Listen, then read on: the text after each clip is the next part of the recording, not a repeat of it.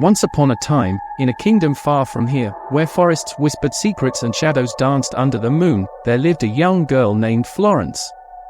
Florence was known throughout the village for her kindness and her beauty, but she carried a sorrow in her heart that no one could see. Her mother had vanished one cold autumn night when Florence was just a child. No one knew where she had gone or what had happened to her. The villagers whispered tales of dark forces and cursed woods, but no one dared to investigate too deeply. Florence's father, a humble woodcutter named Bram, raised her alone, teaching her the ways of the forest and its hidden dangers. One evening, as Florence was gathering firewood near the edge of the forest, she heard a soft, eerie melody. It seemed to come from the depths of the woods, weaving through the trees like a ghostly thread. Intrigued and unable to resist, Florence followed the sound. The deeper she went, the darker the forest became, the trees closing in around her like skeletal fingers. After what felt like hours, she stumbled upon a clearing. In the center stood an ancient gnarled tree, its branches twisted and bare as if struck by lightning countless times. At its base was a small wooden door, barely visible through the moss and ivy that clung to it. The melody grew louder, more enchanting, pulling her closer. Florence, her heart pounding with both fear and curiosity, reached out and pushed the door open. It creaked loudly, echoing through the stillness of the forest. Inside, a narrow staircase spiraled downward into darkness. Florence hesitated for only a moment before descending. The air grew colder with each step, and the walls seemed to close in around her.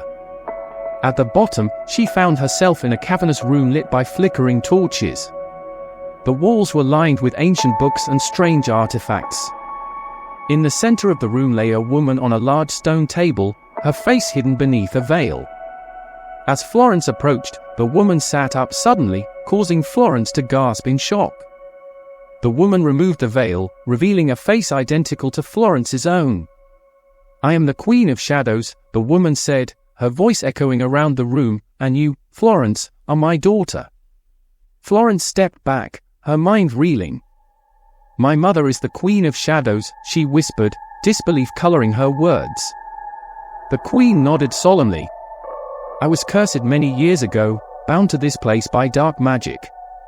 I have watched you grow from afar, waiting for the day you would find me." Florence's heart ached for a lineage she had never known. "How do I break the curse?" she asked. The Queen's eyes darkened.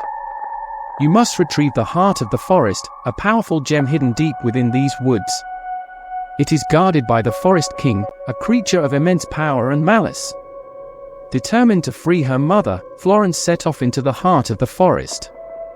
The trees grew taller and more twisted the further she went, their branches seeming to reach for her. She came upon a river of black water, its surface swirling with shadows. On the other side stood the Forest King, a towering figure with antlers like twisted branches and eyes that glowed with an unholy light. "Who dares enter my realm?" he bellowed, his voice shaking the very ground. "I am Florence, daughter of the Queen of Shadows," she replied, her voice steady despite her fear. "I seek the heart of the forest." The Forest King laughed, a sound like breaking bones. "Many have tried to take the heart, but none have succeeded. What makes you think you are any different?" Florence drew a deep breath. "I will not leave without it." The Forest King regarded her for a moment before nodding. "Very well. If you wish to claim the heart, you must face 3 trials. Fail, and you will be lost to the forest forever." The first trial took her to a glade filled with spectral wolves, their eyes glowing with a hungry light. Florence stood her ground, remembering her father's teachings. She sang a lullaby her mother had once sung to her, the melody soothing the wolves and allowing her to pass.